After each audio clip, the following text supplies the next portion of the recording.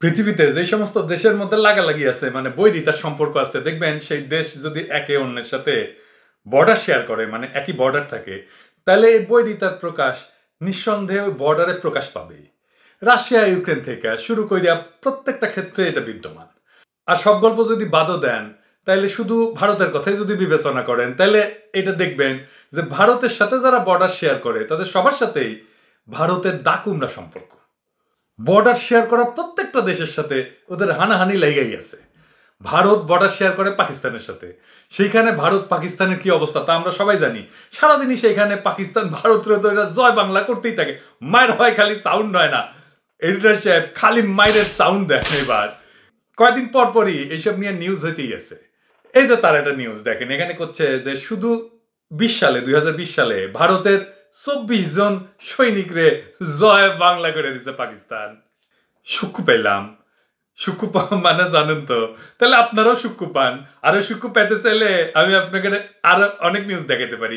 এই নিউজটা দেখেন, এখানে হেডলাইন করেছে যে ভারত পাকিস্তান সংঘর্ষে নিহত 4, কিন্তু এখানে গুরুত্বপূর্ণ বিষয় হচ্ছে 4 জনই যে জয় বাংলা হয়েছে, ওই 4 জনই ছিল ভারতের। আর এই ঘটনা ঘটেছিল 2018 সালে। তো এইগুলোর মধ্যে একজন ছিল ভারতের বিএসএফ। আবার এখানে দেখেন আর একটা নিউজ, এটা 2022 সালের একটা গোলাগুলির ঘটনা। নিউজে কইতেছে যে সেদিন পাকিস্তানি সর্বপ্রথম ভারতের উপরে গুলি চালায়। আবার এই দেখেন, এটা 2023 সালে ভারত পাকিস্তানের গোলাগুলির আর একটা ঘটনা। এখানে নিউজের ভিতরে কি করছে জানেন? করছে যে ভারতের আগ্রাসী আচরণ করার সাহস দেখানোর জবাব হিসাবে পাকিস্তান ভারতের এই সবক দিচ্ছে। আপনি নেট ঘাটলে এরকম নিউজ আরো অসংখ্য পাবেন, আর সুকু পাবেন।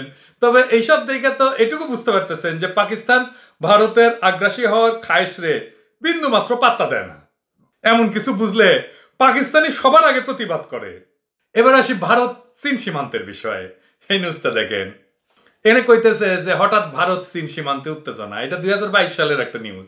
এবার 2023 সালে চীন তাদের নতুন ম্যাপে ভারতের অরুণাচল রে চীনের অঞ্চল হিসেবে দেখাইছে, তাই না? এই যে তারও নিউজ। আবার এই নিউজটা দেখেন, এখানে কইতেছে যে চীনের ভয়ে সীমান্তের টহলে দিতে পারতেছে না ভারত।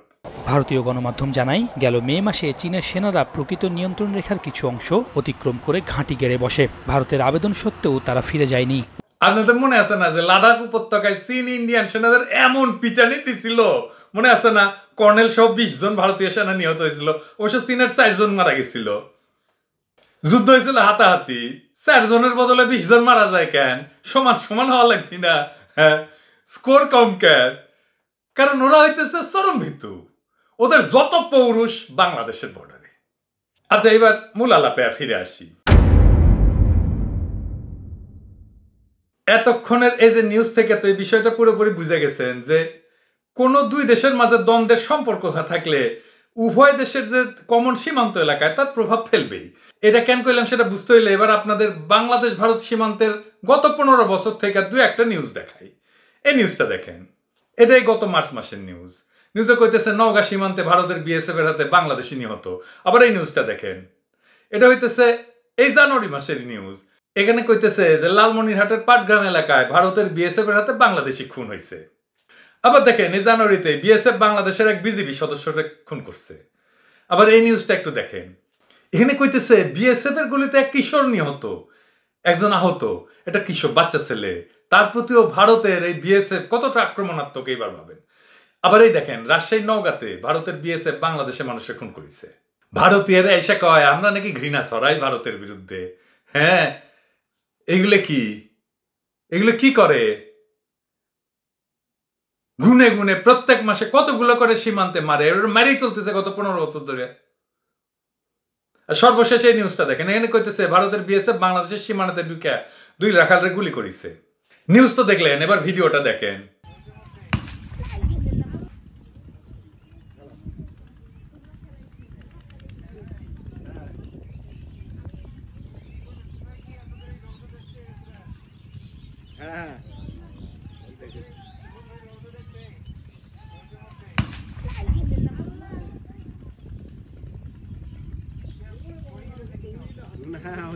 ভারতীয়রা বলে, ইন্ডিয়ানরা বলে যে দল বেঁধে আক্রমণ করে নাকি বাংলাদেশিরা, সেই সময় নাকি বাধ্য হইয়া গুলি করে। গুলি করতেই চায় না, ওরা ফুলের টোপা দেয়।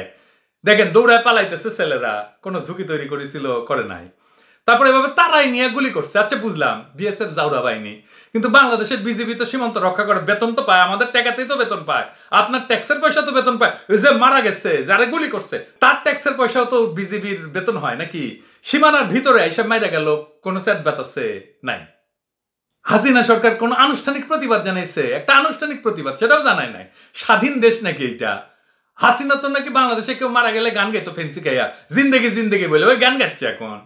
এটাই এপ্রিল মাসের 9 তারিখ দুপুরবেলার ঘটনা। পাল্টা আক্রমণ তো পাকিস্তানের মতো দূরের কথা, মুখের কথার প্রতিবাদটুকু করে না। বিজেপি এত মানুষ যে বিএসএফ এর হাতে খুন হয় এই বিষয়ে মনে জানেই না, ভাবখানা ধরে থাকে যে কিছুই জানে না। ওই এখন কথা হইলো কেন বিএসএফ বাংলাদেশের মানুষের সাথে এমন করে বা কেন এমন করতেছে? এর বেশ কয়েকটা কারণ আছে, সেই কারণগুলো কি কি আসেন দেখি।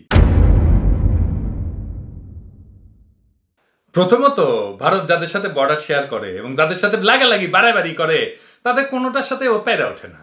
যেমন নিউজ তো দেখলামই না, চীন আর পাকিস্তান কিভাবে ভারতের সীমান্ত জুড়া চাপ আর কোপের উপরে রাখে সবসময়। এমন মার খাইতে খাইতে এদের মাঝে মাঝে যখন রাগের সঞ্চার হয় তখন সেই রাগ কিছুটা প্রশমিত করতে বাংলাদেশের মানুষের মাইরা নিজের রাগ কমায়। দ্বিতীয়ত হইতেছে মায়ের খাওয়ার পর ইজ্জত বাঁচাইতে সহজ লক্ষ্যবস্তু হিসেবে বাংলাদেশের মানুষের মাইরা দুনিয়ায় নিজেদের শক্তিশালী দেখাইতে চেষ্টা করে। বাংলাদেশিদের মারার আর একটা কারণ হলো হাসিনা নিজে। ভারতের বিএসএফ জানে যে হাসিনা ভারতের খাস বান্দি দাসী, তাই ওইখানে মানুষ মারলে হাসিনা কখনো বিচার তো চাইবেই না, বিচার করবেও না, কোনো প্রতিবাদও করবে না। আর এইখানেই মানুষ খুন করা অধিকতর নিরাপদ ভারতের জন্য। আর তাই ভারতীয় বিএসএফ বাংলাদেশের মানুষে মানুষ না বরং খেলনা মনে কইরা মারতেছে, পাখি মারা যেরকম সেরকম। এসব ব্যাপারে হাসিনা চুপ থাকে, তার আবার একাধিক কারণ আছে। তার একটা কারণ হইতেছে ভারত হাসিনাকে অবৈধভাবে ক্ষমতায় রাখিছে, এটা তো কৃতজ্ঞতার ব্যাপার আছে, তাই না? হাসিনা কলে খুবই কৃতজ্ঞ মানুষ আর কি। কিন্তু দেখেন এই যে প্রিয়াঙ্কা গান্ধী চেপ্পা ধরে কইছিল যে ওই নাকি অপেক্ষা করিচ্ছিল আলিঙ্গনের জন্য, হ্যাঁ, রাজীব গান্ধীর যে বোন। তো কংগ্রেস ছাপাইতেছে ইন্ডিয়াতে, আর যে কংগ্রেসের বদৌলতে হাসিনা ক্ষমতায় আসিছিল প্রথম টার্মে, হাসিনা কিছু মুখের কথা কইছে ওদেরকে? কয় নাই। হাসিনাক যে ওর নানি ইন্দিরা গান্ধী যে রাজনৈতিক আশ্রয় দিছিল, ঘরের ঝাঁটাত পর্যন্ত কিনে দিছিল ইন্দিরা গান্ধী, তার নাতনি, তাদের জন্য একটা মুখের কথা বলা, সেটা বলছে? বলে নাই। কারণ কি? কারণ ওই কৃতজ্ঞতার বদলে যদি সে কিছু বলে আর ভারতকে যদি বাংলাদেশের মানুষ মারতে নিষেধ করে তাহলে মোদি রাগ করবে, বলবে যে আমি তো আমার বউ নাই, তার উপরে তুমি আমার হাত মারতে দিতে চাও না, থুকু গুলি মারতে দিতে চাও না, তাইলে আমি যাবোটা কোথায়? তাই এই হাসিনা দেয় মোদিরে, মানে গুলি মারতে দেয় আর কি, থুকু। আর তৃতীয় কারণ হইল বাংলাদেশের প্রতি মনে পুষে রাখার দীর্ঘকালের রাগ। হাসিনা অনেক আগে বলছে যে সে বাংলাদেশের রাজনীতি করবে প্রতিশোধ নিতে, সে রাজনীতি করতে আসে নাই, প্রতিশোধ নিতে আসছে। তাই ওই ভারতের বিএসএফদের দিয়া বাংলাদেশের মানুষদের মাইরা প্রতিশোধ নিচ্ছে এই আক্রোশে যে এই জাতি যারা ওর বাপের মৃত্যুতে মিষ্টি বিলি করেছিল, মিষ্টি খাইছিল 15ই আগস্টে 75-এ, এদের তো সাইজ করতেই হয়।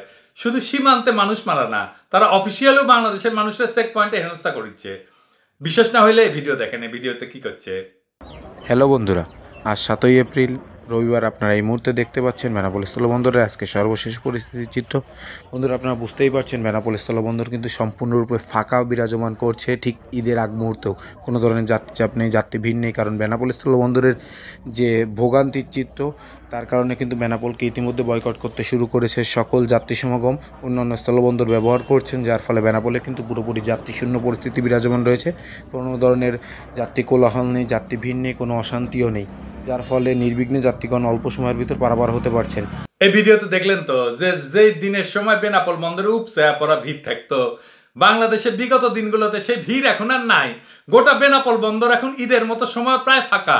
ঈদের সময় বেনাপোল বন্দরের এমন নাজেহাল দশা খুব ভালো কইরা প্রমাণ করে যে বাংলাদেশের মানুষ আর আগের থেকে এখন ভারতে যাওয়া লক্ষণীয় হারে কমায় দিছে।